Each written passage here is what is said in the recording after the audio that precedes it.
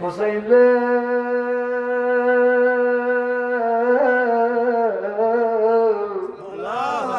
ও হুসাইন, নানার উম্মত আমরা নানা চলে যাওয়ার পর, আপনার নানা চলে যাওয়ার পর, আমার দরদি নবী চলে যাওয়ার পর আমরা যাকে দেখা সান্ত্বনা নিতাম তিনি হলো আপনার বড় ভাই ইমাম হাসান, যাকে দেখলে নবীর কথা স্মরণ হয়ে যাইত। হুসাইন ইমাম হাসান চলে যাওয়ার পর আপনাকে আমাদের হাতে তুলে দিয়ে গেছে। আপনাকে দেখলে পরে নবীর কথা মনে পড়ে, আপনাকে দেখলে পরে নবীর ভালোবাসার কথা আমাদের স্মরণ হয়ে যায়। এ হুসাইন, আপনি আমাদেরকে চলে যেতে বলতেছেন, কোথায় যাব, কার কাছে যাব, কার রেহেমে যাব, আমরা কার দুরস্ত হব? আপনি হুসাইনকে ছাড়া আমরা এক পা নড়ব না, জীবন দিব, শহীদ হব, আপনার কদম ছাড়ব না। জোরে বলেন আল্লাহু আকবার। বললো তোমরা যেহেতু শুনতেছ না, তোদেরকে এখানে ওদেরকে মেরে ফেলা হবে। ওদেরকে মেরে মাথাটাকে যখন ইবনে জিয়াদের দরবারে নেওয়া যাওয়া হলো, ইবনে জিয়াদ বলতেছে, বেয়াদব বেয়াদব হারেস, তোমাকে বাচ্চা মারতে বলছে কে? বাচ্চা মারতে বলছে কে?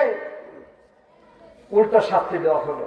লম্বা আলোচনা, আগেই বলেছি বাজান, মহব্বতের আলোচনা নিয়ে বসে যান, নবীর আহলে বায়তের আলোচনা, মনটাকে নরম করে দেন। দেখেন আপনারা আমার জন্য কি করেছেন, সত্য ইসলামের জন্য, সত্যকে টিকিয়ে রাখার জন্য। ইমাম হোসেন রাদিয়াল্লাহু তাআলা আনহু কারবালায় পৌঁছে গেলে দেখতেছেন চতুর্দিকে শব্দ হয়, হায় হায় হায় হায় রব শব্দ হয়। কিসের জন্য? হায় হায় বাতাব, হায় হুসাইন শব্দ হয়। ইমাম হোসেন রাদিয়াল্লাহু তাআলা আনহু মনে করো এখন থেকে 40 বছর আগে আমার নানা বলেছিল, এ হুসাইন শোনো, যেদিন তোমার ঘোড়ার পায়ের আঘাত চিহ্নটা মাটির নিচে দেবে যাবে, চতুর্দিকে হায় হায় রব শুনতে পারবে, ইয়া হুসাইন হুসাইন হুসাইন শুনতে পারবে, বুঝতে পারবা ওই জায়গাতেই তোমার শেষ ঠিকানা, ওই জায়গাটার নাম হবে কারবালা। কিনা? কারবালা। কারবালা কিন্তু ইমাম হোসেন যাওয়ার কথা না, কিন্তু তাদের পথটাকে রোধ করা হয়েছে। আমরা রাজবাড়ি আসার একটা পথ আছে না, এইদিকে যাওয়ার পথ আছে না, কিন্তু এই পথটা আটকে রেখেছে, দ্বিতীয় পথটা যাইতে হয়েছে। এই দ্বিতীয় পথটা যাইতে গেলে আমাকে আরো কয়েকদিন বেশি সময় লাগবে। ঠিক একই ঘটনা ঘটেছে। ঠিক 6 মাসের খাবার ইমাম হোসেন পরিবারের ছিল, কিন্তু তাদের ওই পথটা, যেই পথটা ইরাক হয়ে গেলে পরে সহজে কুফার মধ্যে পৌঁছানো যায়, কারবালায় যাওয়ার কোনো প্রশ্নই আসে না, তারা সেই পথটাকে আটকে রেখেছে। লোক দিয়ে, সৈন্য দিয়ে, কুকুর দিয়ে বিভিন্ন ভাবে আটকে রেখেছে, বাধ্য করেছে অন্য পথে যাওয়ার জন্য। কারবালা থেকে আবার অনেক দূর সেই কুফা। খাবার দাবার সংকট প্রায় শেষ। পহেলা মহররম তারা ওখানে উপস্থিত। একদিন, 2 দিন, 3 দিন যায়, সামিয়ানা তাকায়, যখন বানাচ্ছে, যখন গাছের মধ্যে কোপ দেয়, অজস্র রক্ত বের হয়। আল্লাহু আকবার বলে। হায় হায় হায়, নবীর আহলে বায়তের শাহাদাত গাছ টের পায়, সবাই টের পায়, মানুষও বুঝে না, মানুষ তারা বুঝে না। হায় হায় হায়, এত বছর পরে আইসা বলতেছে ইয়াজিদ বড় ভালো মানুষ ছিল, 100 রাকাত নফল নামাজ পড়ছে। জোরে কর নাউজুবিল্লাহ। সারা জীবন দল থাকে 2টা, একটা ভালো আর নয়তো মন্দ। কথা বলে ঠিক না বেঠি? 2 দল ভালো হয় না, 2 দল খারাপ হয় না, হয় একটা ভালো, নয় একটা কথা বলে ঠিক না বেঠি? 9 দিন 9 রাত, শুধু রাত হয় না, শুধু দিন হয় না, হয় রাত 9 দিন, 9 ভালো 9 খারাপ, এই 2টা মিশ্র সেই দুনিয়া।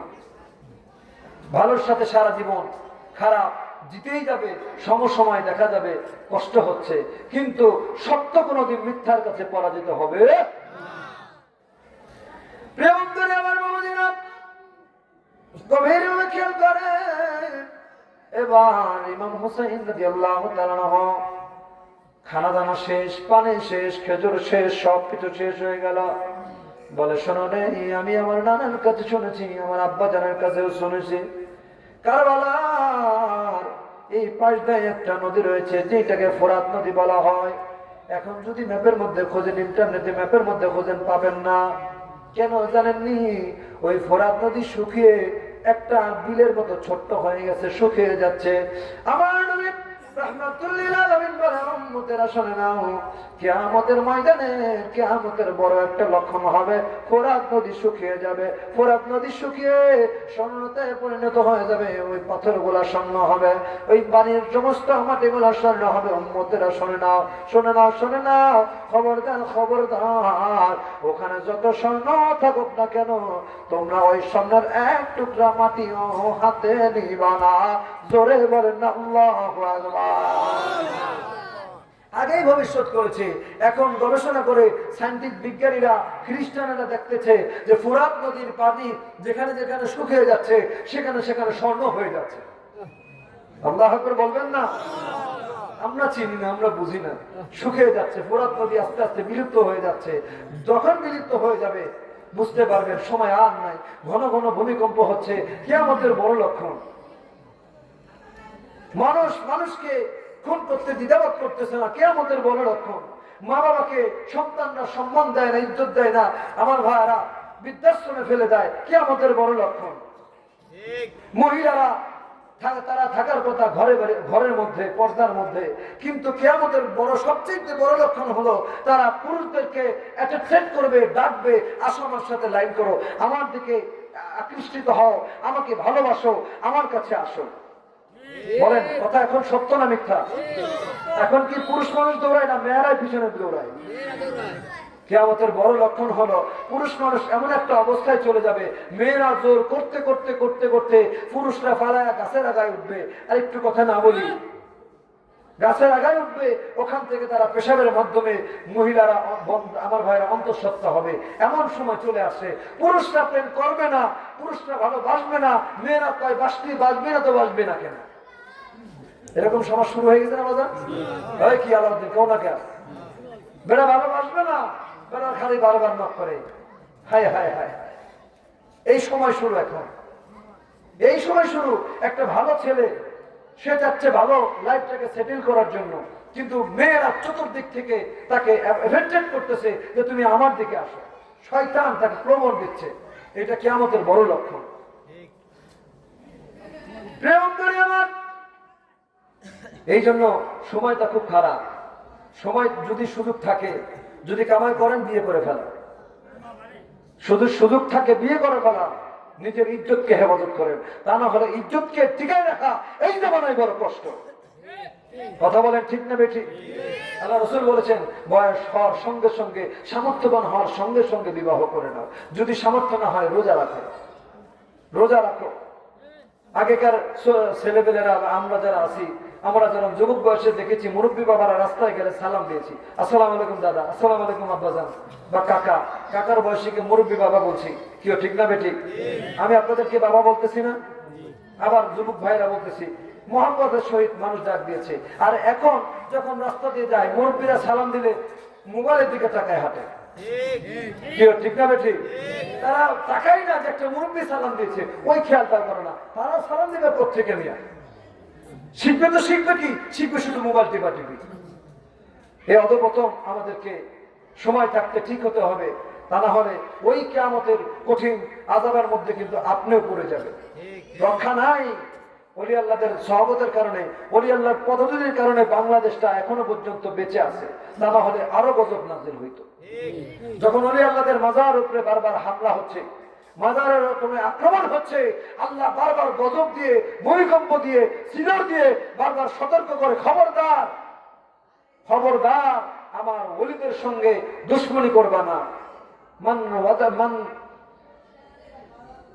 আমার ওলিদের সঙ্গে যদি তোমরা দুশমনি করো, তাহলে ফাকাত আযানতু বিল হারবে, আমি আল্লাহর সঙ্গে যুদ্ধ করার জন্য প্রস্তুত হয়ে যাও। মান আদালি ওয়ালিয়াম ফাকাত আযানতু বিল হারবে। আল্লাহ বলেছেন হাদিস কুদসিতে, রাসূল আপনি বলে যান, খবরদার আমার বন্ধুর সঙ্গে বেয়াদবি করলে যেন আমি আল্লাহর সঙ্গে যুদ্ধের প্রস্তুতি নেই। আল্লাহর সঙ্গে পাল্লানো যায়? জোরে বলেন যায়? এত সহজ না। খবরদার, ওলি আল্লাহ যারা, তারা আল্লাহর রঙে রঙিন, আল্লাহর দেওয়া ক্ষমতায় ক্ষমতাবান, তারা আল্লাহর প্রেমে পাগল। অতএব সাবধানে চলতে হবে। এমন কোন কাজ করা যাবে না যেটার জন্য আপনিও ভুক্তভোগী হবেন, আপনার জন্য আপনার পরিবার পর্যন্ত ভুগতে থাকবে। আমার বাবাজিরা গভীরভাবে খেয়াল করে, খানা দানা শেষ।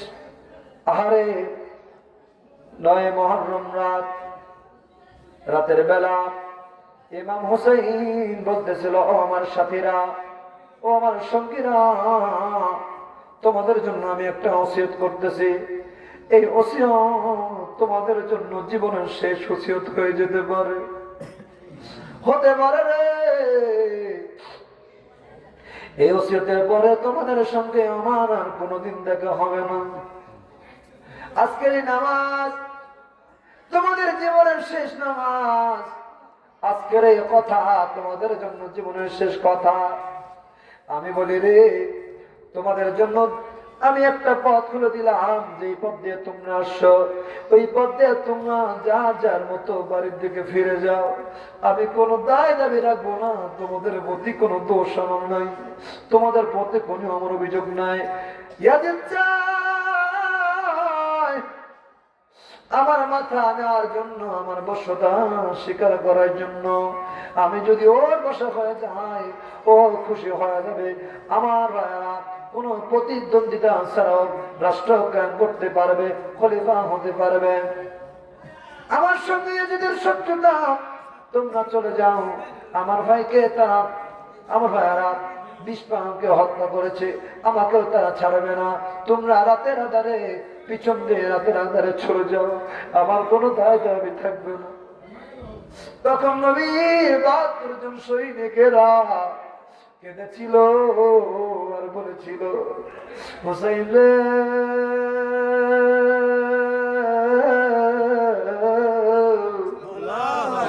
ও হুসাইন, নানার উম্মত, আমরা নানা চলে যাওয়ার পর, আপনার নানা চলে যাওয়ার পর, আমার দরদি নবী চলে যাওয়ার পর, আমরা যাকে দেখা সান্ত্বনা দিতাম, তিনি হলো আপনার বড় ভাই ইমাম হাসান, যাকে দেখলে নবীর কথা স্মরণ হয়ে যাইত। হুসাইন রে, ইমাম হাসান চলে যাওয়ার পর আপনাকে আমাদের হাতে তুলে দিয়ে গেছে।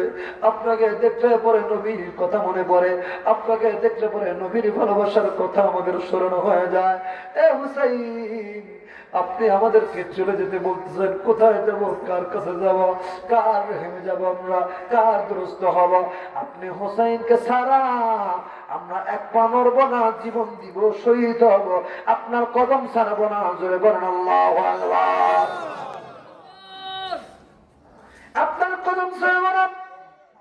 72 জন সৈনিক চিৎকার মেরে কেঁদেছিল সেদিন, হোসেন রে, আপনার কদম ছাড়া আমরা কোথাও যাব না।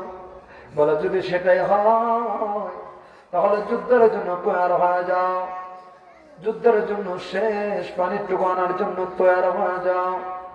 আমার মাসুম বাচ্চা আলিয়াজগা কি অপরাধ করেছে বলো গো? আমার স্ত্রীরা, আমার সন্তানেরা, সকিনা নতুন বিবাহ করেছে, কাশেম এখনো পর্যন্ত হাতের মেহেদিটা পর্যন্ত শুকায় না।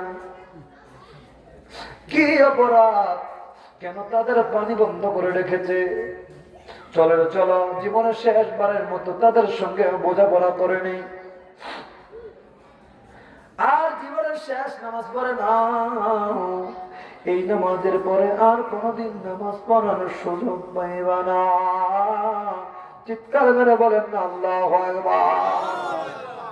ওই দিন ইমাম পরিবারে নামাজ পড়েছে, আরে ইয়াজিদ শিবিরেও নামাজ আদায় হয়েছে। বলেন তো বাজার, দুই নামাজের মধ্যে পার্থক্য আছে না? না, এক নামাজের ভিতরে ইশকে রাসূল ছিল, আর এক নামাজের ভিতরে আল্লাহ ছিল, নবী ছিল না।